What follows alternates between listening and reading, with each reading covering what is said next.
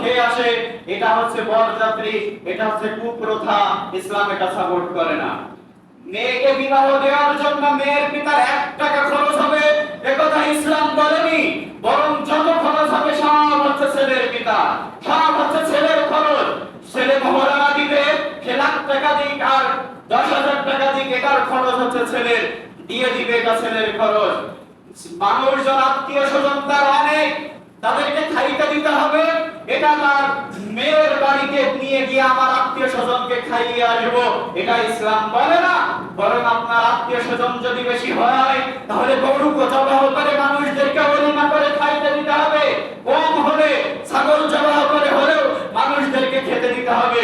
যে কথা আব্দুর রহমান ইবনে আউফ রাদিয়াল্লাহু তাআলা আনহু, তিনি গরীব সাহাবী, অথচ রাসূল সাল্লাল্লাহু আলাইহি ওয়াসাল্লাম তাকে বললেন, হে আব্দুর রহমান ইবনে আউফ, আউলিমা লাউ বিশাতিন, আব্দুর রহমান একটা ছোট ছাগল জবাহ করে হলেও এটা জবাহ করে মানুষদেরকে তুমি ওলিমা করে খাইতে দাও। তার মানে খাইতে দেওয়া এটা হচ্ছে ছেলের বাড়ি অনুষ্ঠানের নিয়ম, হচ্ছে ইসলাম বলেছে। মেয়ের বাড়িতে 1 টাকা খরচ করতে হবে, এটা ইসলাম বলে নাই। তবে মেয়ের বাপ যদি চায় যে 5-10 জন আসুক, আমি মেজবান মেহমানদারি করব, এতে কোনো সমস্যা নেই। কিন্তু আমরা বললাম যে ভাই বেয়াই সাহেব 50 জন নিতেই হবে, না নিলে আমার মুখ বাঁচবে না, আমার এলাকায় আত্মীয় অনেক, আমার না নিলে সমাজ বাঁচবে না, আমি সমাজে মুখ দেখাতে পারবো। 50 জন, কতজন বলেছেন? 50 জন, কিন্তু যাবেন কতজন? হ্যাঁ 100 ছাড়িয়ে যায়, তাই তো? 80 জন তো ছাড়াবে 50 বললে। কি মনে করেছেন? এগুলো ঠিক নয়। আপনার আত্মীয় স্বজন বেশি হলে ওলিমা করে খাওয়া বেশি করে, দেখি কে কি বলে। আপনি 2 জন 5 জন নিয়ে গিয়ে বিবাহ দিয়ে নিয়ে আসেন আপনার ছেলেকে, এবার আপনি 1000 মানুষজনকে খাওয়াবেন, আপনার বাড়ি অনুষ্ঠান করে খাওয়ান, দেখি কে কোন আত্মীয় কি বলে, দেখি কেউ কিছু বলতে পারবে না।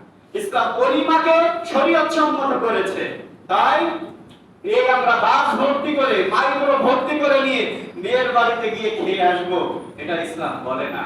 তাই আমরা অনেক সময় ওলিমাকে কন্যাযাত্রী বলি, আবার বউ ভাতও বলি, বলা যাবে, সমস্যা নেই, তবে ওলিমা শব্দ ব্যবহার করতে হবে, এটা হচ্ছে হাদিসের ভাষা, এটার মাঝে উচ্চারণ করলে আপনি নেকি পাবেন।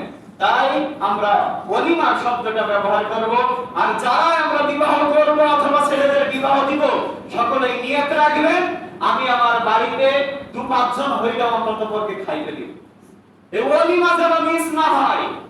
আমাদের সমাজে ওলিমা নাই, উঠে গিয়েছে, এই যে খাইতে তো নিয়ে আসলাম আত্মীয় স্বজনকে খাইয়ে,